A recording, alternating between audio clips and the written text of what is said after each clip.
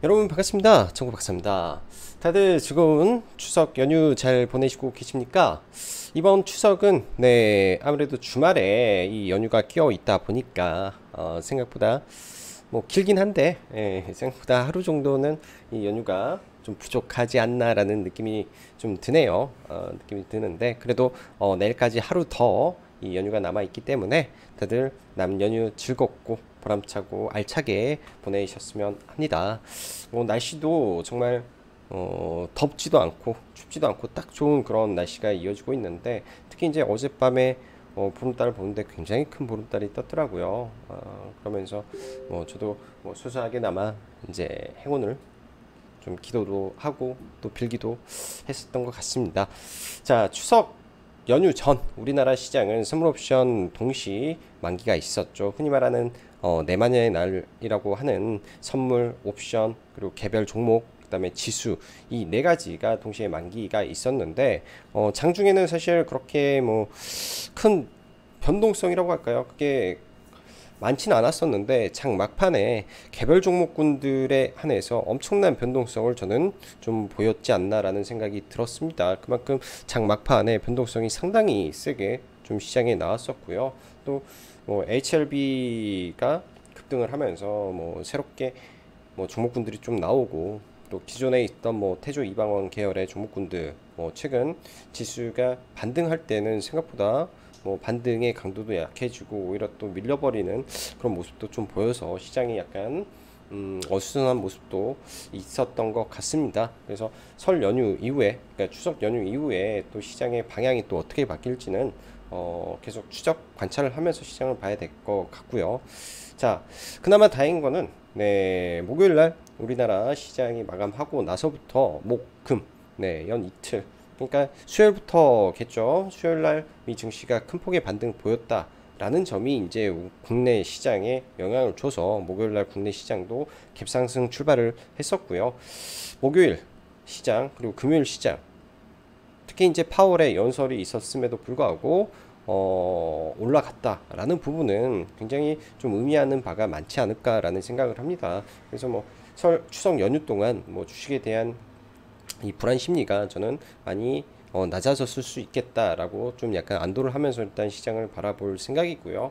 그래도 월요일 내일이죠. 내일 미 증시 상황을 한번 더 체크하면서 내일도 한번 영상을 제작해서 올려보도록 하겠습니다. 자, 그럼 바로 시작해 보도록 하죠. 선물 옵션 동시 만기 생각보다 많은 종목의 하방 포지션이 해제되었고 파월의 연설과 긴축에도 불구하고 반등하는 시장 분명 변화의 모습이 많이 보였다 라고 저는 생각을 합니다. 자, 일단은 목요일날 국내 증시를 보면 미국 시장이 좋았기 때문에 당연히 시장 반등의 강도 셌고요. 특히 코스닥 150업종에서 2.5%가 올랐는데 2차전지와 2차전지 대형주죠. 에코프로 BM이 3.5% 올랐고 그 다음에 LNF도 6.57%나 올라가면서 그 두 종목의 시총의 합이 20조이기 때문에 굉장히 많이 올랐고요. HLB 계열의 상승, 즉 제약바이오 일부 종목에서 즉 시가총액 상위 코스닥 종목군들이 매우 강한 하루였다. 반면에 코스피 같은 경우에는 삼성전자가 아무래도 0.7%가 빠졌기 때문에 지수 삼성전자를 제외하면 지수는 아마 1% 가까이 올라가지 않았을까라는 생각이 듭니다. 그래서 코스피 같은 경우에는 대형주의 문제가 좀 있어서 그랬다 정도로 봐야 될 것 같고요. 자, 이번에 동시만기는 제가 개인적으로 생각을 했을 때 굉장히 무난하게 넘어간 편이지만은 장 막판에 이 변동성이 상당히 많았는데 그게 이제 그간 하방 포지션으로 구축했던 종목군들에 대한 이 하방 쇼플레이가 일정 부분 해제되면서 수많은 종목군들이 막 튀어 올라가는 진기한 현상이 오늘 그러니까 목요일 날 좀 발생이 되었던 것 같습니다. 그런 부분에서 나오는 변동성과 일부 종목군들은 오히려 하방 포지션 그러니까 상방 포지션이 풀려버리면서 하락을 하는 등 좀 난잡했던 시장 모습이었던 것 같아요. 네, 그랬던 것 같습니다. 자, 시황 이어서 보면 추석 연휴를 앞둔 시점에 미 증시가 유럽의 에너지 위기 및 파월의 연설을 앞두고 2%대 강세 마감을 하면서 국내 증시 또한 선물옵션 동시만기 연휴를 앞두고도 반등에 성공하며 양호한 흐름에 마감이 되었는데요. 강달러 현상은 지속되는 모습 속에 연준의 긴축의 강도는 다가오는 14일 CPI가 발표되던 말던 시장은 0.75% 인상을 이미 모두 반영한 상태라고 판단이 되기 때문에 금리 인상에서 오는 악재성 요인에는 크게 반응하지 않는다는 부분이며, 최근 시장의 하락은 유럽의 에너지 위기 속 경기 침체 우려에 따른 강달러 현상 등에 기반된 하락이라고 설명이 될 수 있습니다.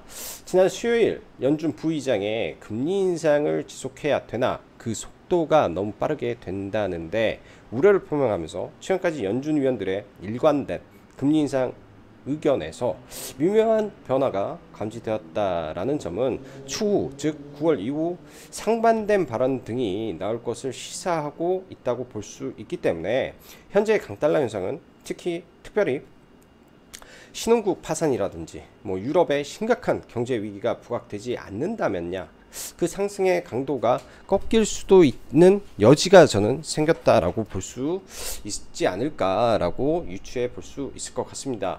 목요일 국내 증시는 시가 갭상승 출발 이후 선물 옵션 동시 만기, 즉 선물 옵션 개별 종목 지수 만기인데 또 불구하고 오전장은 그냥 스무스하게 흘러가는 듯 했으나 장 막판 아주 오랜만에 한바탕 난리가 나지 않았나 생각이 듭니다. 개별 종목의 파생시장의 흔들림이 아주 현란하게 움직이기 때문에 이럴 경우 항상 주의가 필요하고요. 조심해야 되는 이유가 여기 있는데, 이번 동시만기는 오랜만에 보는 개별 종목군들의 급등락이 굉장히 심했던 것 같고, 그 외에는 무난하지 않았을까라는 생각이 듭니다.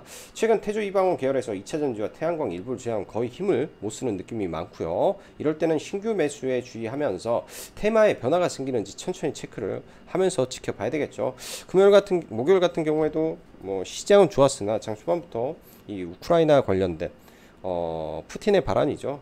이제 곡물 수출을 막겠다라는 이슈가 나오면서 곡물 관련주가 좀 올랐는데, 저는 시장이 반등을 하기 때문에 이쪽 해지 종목은 아예 건들지도 않았던 것 같습니다. 혹시나 지수 반등에 해지가 꺾여버리는 그런 부분도 나올 수 있기 때문에 좀 조심했는데 오히려 굉장히 좀 셌던 것 같고요.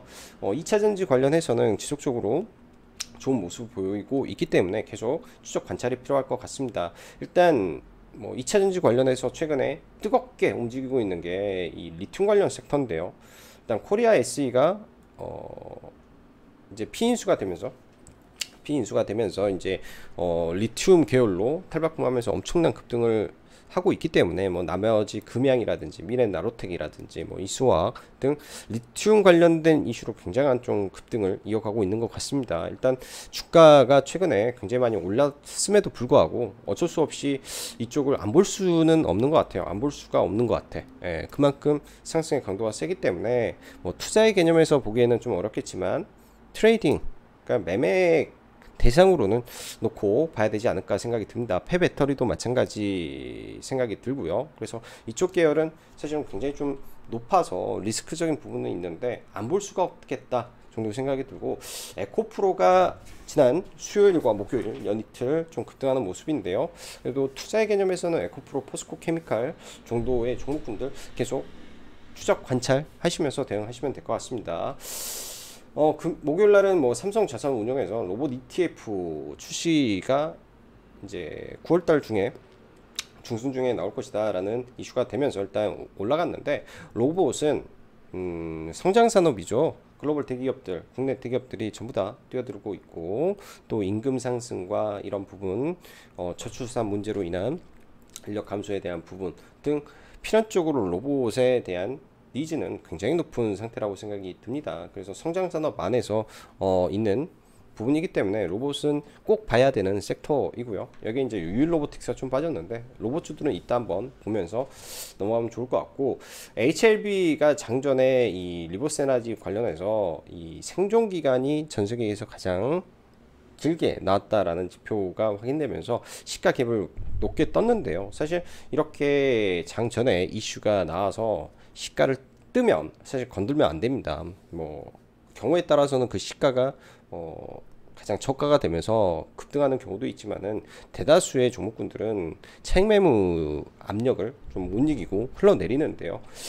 목요일날 같은 경우에는 그러한 차익 매물을 소화하면서 올랐기 때문에 결국은 굉장히 좀 긍정적으로 잘 상승 마감을 했다. 그리고 진양공 회장의 유튜브 영상도 좀 체크를 했는데요. 굉장히 좀 고무적인 부분인 것 같습니다. 그래서 화요일 날도 이런 부분에서 추가 상승이 나오는지 체크를 해야 될 것 같고, 최근에 섹터를 보면 우리가 섹터를 본다라고 했을 때 신고가를 내고 있는 섹터냐 아니냐로 구분을 할 수가 있는데요. 자동차, 특히 이 전기차 밸류체인 안에 들어가고 있는 뭐 SL이라든지 화신 같은 경우가 이제 굉장히 실적적인 부분도 의미 있게 올라가고 있기 때문에 뭐 실적 관련된 대장주로 봐야 될 것 같고, 그 밑에는 차량 경량화 관련이죠. 전부 다 키워드는 전기차입니다. 포르쉐도 전기차, 현대차도 전기차, 그리고 미국의 IRA도 전기차. 그래서 이 모든 이 테마의 중심에는 지금 전기차가 있다라는 걸 보면서 넘어가야 될 것 같고, 전기차는 어쩔 수 없이 차량 경량화가 필연적으로 필요하다라는 부분으로 인해서 지금 뭐 플라스틱 관련해서 에코플라스틱이 강세를 보였던 것처럼 이런 관련된 종목군들 위주로 봐야 될 것 같고요. 최근에 방산 관련해서 풍산의 물적 분할 이슈가 나와버렸죠.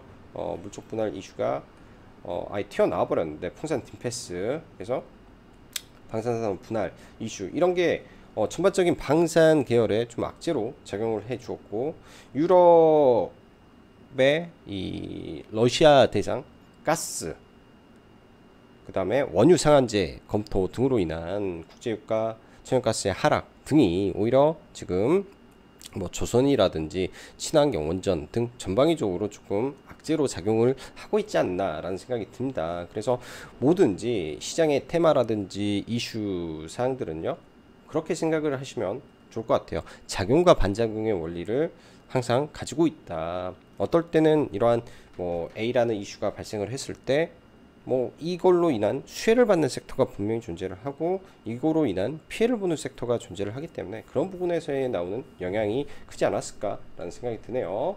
자, 해외 증시 뭐 간단하게 한번 보면서 넘어가 보죠. 지난 금요일 날도 미 증시 상당히 강한 모습 속에서 뭐 유럽 뭐 할 거 없이 전 세계 증시가 다 뜨겁게 타올랐고요. 뭐 부단 증시뿐만 아니라 가상자산도 굉장히 강세 마감이 됐기 때문에 거의 전반적으로 다 올랐다. 그리고 최근에 급등했던 이 미국 달러 인덱스가 고점에서 더 이상 추가 상승을 못하고 좀 밀려 내려왔죠. 네, 연준의 공격적인 멘트가 있었음에도 불구하고 저는 이 점이 핵심이다 라고 생각이 듭니다.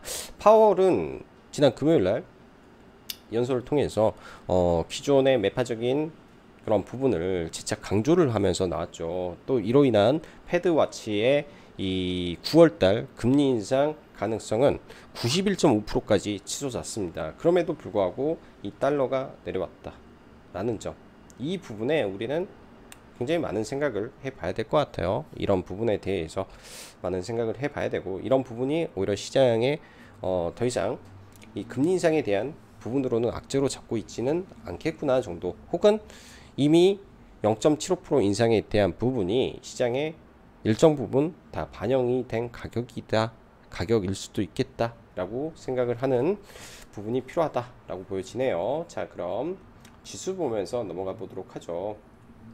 자, 미국 시장 먼저 좀 체크를 해보면요, 나스닥 같은 경우에는 이 의미 있는 구간까지 밀렸다가 뭐 여기서 추가적으로 깨지는 않고 3거래일 연속 좀 반등을 해주는 모습이 나왔습니다. 뭐 차트적으로 봤을 때는 이런 구간이 악성 매물대죠.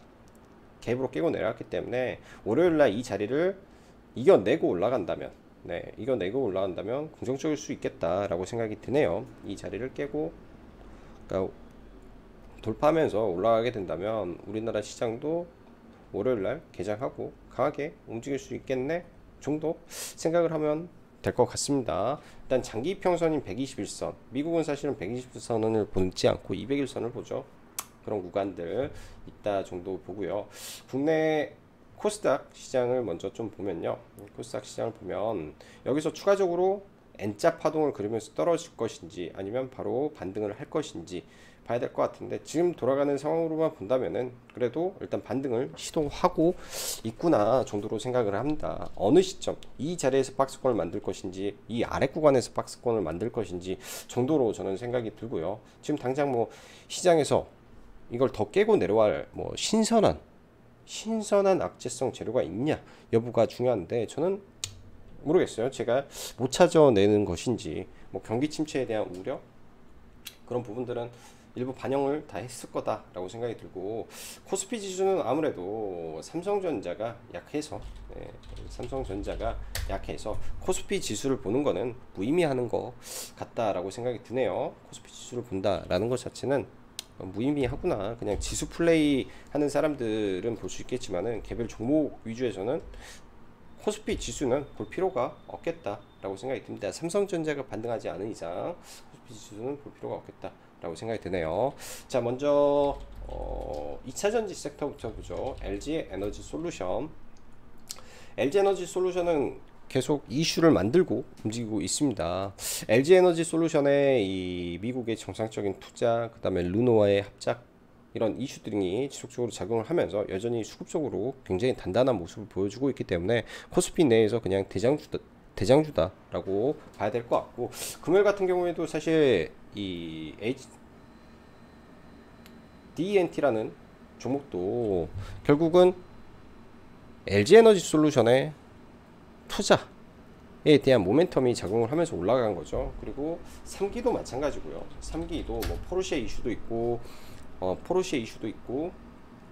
뭐 현대차 자동차 이슈도 있겠지만, 이 또한 LG 에너지 솔루션의 투자에 대한 부분도 분명히 작용을 했을 거라고 보여집니다. 그런 부분에서 LG 에너지 솔루션이 굉장히 좀 강하게 치고 가고 있다라고 봐야 될 것 같고요. 목요일날 시장 같은 경우에는 특히 금양과 미래 나노텍 뭐 이런 종목군들을 빼고 볼 수는 없는데요. 사실 굉장히 높은 구간이라 조심스럽습니다. 굉장히 많이 올라가 있는 상태이기 때문에 조심스러운데, 거래 대금 순위만 놓고 보더라도 금양이 5천억 가까이 터져버렸죠. 그래서 제가 생각하기에는 금양은 마지막 피크를 지금 찍으러 달려가고 있지 않을까 라는 생각이 조심스럽게 듭니다. 항상 고점에서는 이런 피레침 성격의 양봉이 많이 출현을 하는데요. 거의 대부분 그런 게 많이 있었던 것 같아요. 고점 신호가 HLB도 고점 구간에서는 언제나 이런 피레침 양봉이 발생을 한다라는 거, 뭐 신풍제약도 마찬가지일 겁니다. 신풍제약도 과거에 올라갈 때 언제나 피레침 같은 게 나오는데, 이때도 사실 13%까지 가서 이 피레침 있다가 하한가로 급락을 했기 때문에 굉장히 무서운 거죠. 이런 피레침 성격의 이 양봉들 고점에서 나오는, 그렇기 때문에 금양에서 일부 그런 모습이 나왔다 라고 체크를 하고 봐야 될 것 같습니다. 이 구간에서 며칠 내로 이런 윗꼬리를 회복하고 올라가지 않는다면 중기적으로 조정이 나올 확률이 매우 높고요. 저는 이제 단타 성격에서 들어가기 때문에 짧게 지금 구간에서는 소액으로 그냥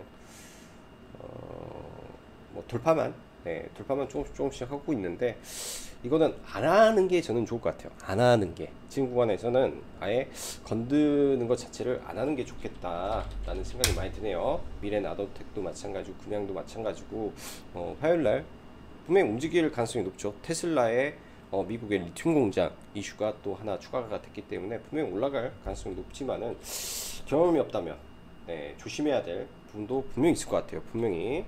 자, 나머지 이수화학이라든지 전부 다 이 리튬 관련된 종목군들인데요.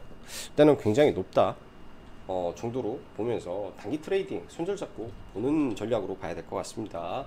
자, 2차전지 내에서 폐배터리 관련, 그러니까 리튬으로 엮여있고 폐배터리로 엮여있고 양극재로도 엮여있는 에코프로는 수요일날 그런 말씀을 드렸어요. 돌파를 할 때 눌림에서 접근을 하는 게 좋을 것이다 라는 말씀을 드렸는데요.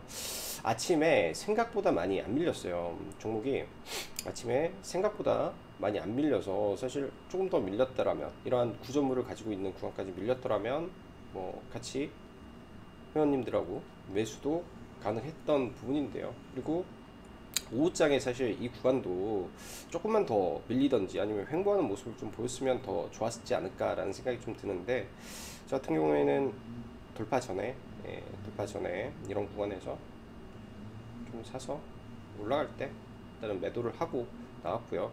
여기는 좀 뭔가 애매해서 잡았다가 그냥 약반등에 팔고 마무리를 했던 것 같습니다.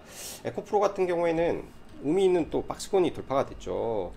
파동적으로 접근을 했을 때 과거의 기준에서 볼게요. 과거의 기준에서 이제 3파동에 들어가는 구간이지 않나 생각이 듭니다. 3파동에 뭐 이런 구간에서 주식을 가지고 계시던 분들이라면 당연히 위에까지 노려볼 수 있는 전략인 것 같고, 그렇지 못하다면 또 조정 구간을 좀 노려보는 전략으로 가야 되지 않나 생각이 듭니다. 최근에 이제 폐배터리 관련해서 뭐 세비캠 강했었고요, 성일하이텍 강했고요. 금요일날도 성일하이텍 추가 상승 좀 보여주었는데 일단은 조정을 좀 기다려보면 좋겠다 생각이 들고, 코스모화학이 폐배터리로 굉장히 좀 빠르게 좀 올라가는 것 같습니다. 주가의 위치가 과거 보면 최상단 구간이죠. 최상단. 그러니까 주식이라는 게 이런 과거의 신고가 영역을 돌파하고자 하는 성향이 높기 때문에 그런 구간에 지금 달려가고 있는 거는 아닌가 정도 생각이 듭니다. 과거 최고점 라인이기 때문에 이런 구간에서 돌파가 나오지 않으면 차익이 나올 것이고, 이 구간이 돌파된다면 좀 더 올라가는 모습도 나오겠죠. 좀 더 올라가는 모습도. 그래서 코스모 화학이 좀 강하게 가고 있구나 정도 봐야 될 것 같고, 엔캠이라는 종목이 사실 신규 상장을 할 때는 굉장한 기대감을 가졌던 전해액 회사인데요. 전해액 회사인데 사실 이렇게까지 밀었어야 됐나라는 생각이 좀 많이 들어요. 아무래도 실적이 아직까지 턴어라운드가 안 됐다 보니까 많이 밀렸는데요. 아마 3분기부터는 전해액 관련해서 턴어라운드 가능성이 매우 열려 있고, 전해액 관련된 미국의 공장을 보유한 기업이기 때문에 아예 IRA의 수혜 종목으로 부각이 될 수밖에 없는 종목이지 않나 생각이 듭니다.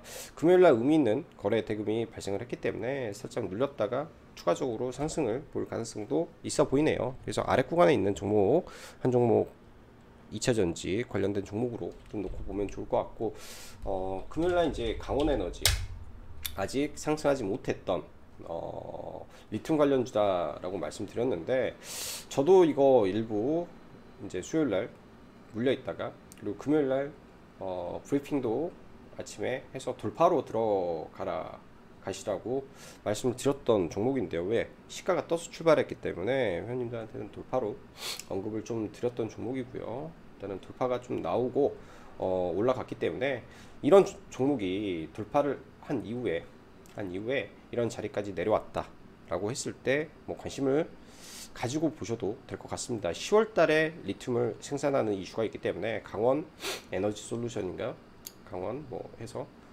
좀 조정 이후를 지켜보시면 좋을 것 같아요. 조정 이후를. 그래서 강원 에너지까지 해서 2차 전지 관련된 리튬 밸류체인을 좀 체크를 해봤고요. 자, 태양광 섹터 보죠. 하나솔루션. 호재가 굉장히 많습니다. 또 수요일날 미국에서 태양광 섹터가 전부 다 신고가를 치고 강하게 올라왔기 때문에 사실은 목요일날 태양광 섹터가 강했어야 정상이지 않았나 생각이 듭니다. 근데 오히려 강하지 못하고 차익 매물이 나왔다라는 거는 이쪽도 약간의 주의가 이제는 필요해 보이네요. 항상 고점에는 많은 호재가 동반돼서 움직이는 경우가 많습니다. 많은 그 호재들이 나오면서 종목군들이 움직이는 경향이 많은데, 일단 지금 가장 대장으로 가고 있는 게 현대 에너지 솔루션이죠. 제가 봤을 때는 보유자 영역이에요. 제가 봤을 때는 100% 보유자 영역에서 가야 되고, 저 같은 경우에는 이 윗자리 돌파하는 구간에서 그냥 돌파로 조금 보고 매매를 마무리했던 종목이었다라고 보여집니다. 한 번, 두 번, 세 번째 시도, 네 번째부터 하나, 둘 돌파할 때 좀 추가 매수해서 전량 그냥 매도를 하고 좀 마무리를 지었던 종목이고요. 굉장히 많이 올랐죠. 근데 얘는 3분기 실적 이슈가 있기 때문에 다시 밀리더라도 종목이 밀리더라도 이런 구간에서까지는 바로 꺾이지 않을 거라고는 좀 보여집니다. 최근에 파동적으로 하나, 둘, 그리고 이렇게 좀 밀렸다가 N자 파동을 그리겠죠. 파동적으로 보면은 정석인 것 같아. 정석적으로 엘리어트 파동을 놓고 본다면 1파, 2파, 3파, 4파, 5파 하락 조정이 나온다면 이 또한 그런 비슷하게 나오지 않을까 싶은데요. N자 파동이 많죠. 하락은 하나, 둘, 셋. 뭐 이렇게 떨어져 준다면,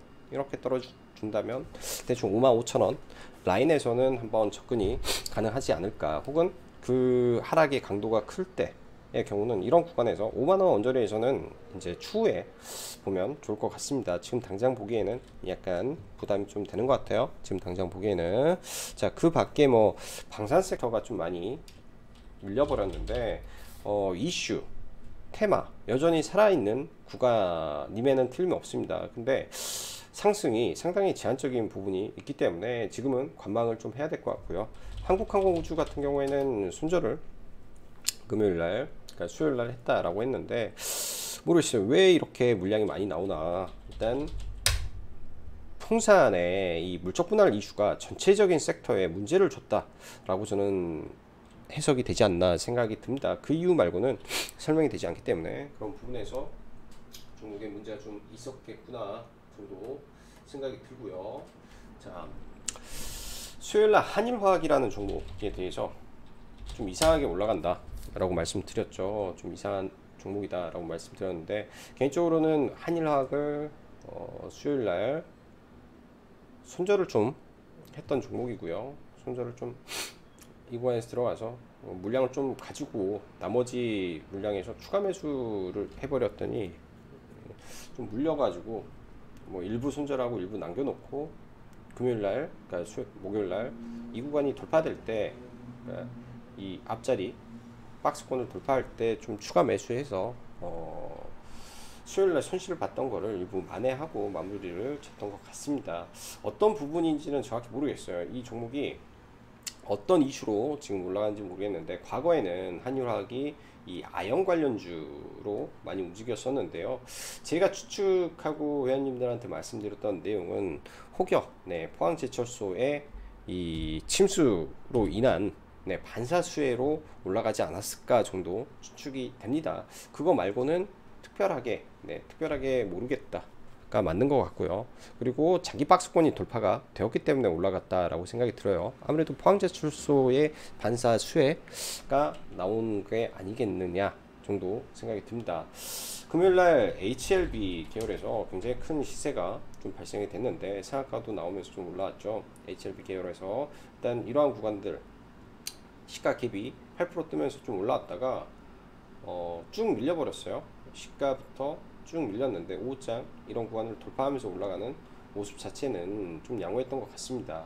과거에도 HLB 쪽에 이 구간이었던가 아무튼 파동을 그릴 때 HLB 글로벌이 1등 종목으로 상한가를 갔었던 이력이 있었죠. 이때였던 것 같은데, 아무튼 좀 시가총액도 낮고 그래서 HLB 글로벌이 그 당시에 상한가를 갔다라고 하는데, 5장에 HLB 글로벌과 HLB 제약 좀 강한 모습을 좀 보여주었던 것 같아요.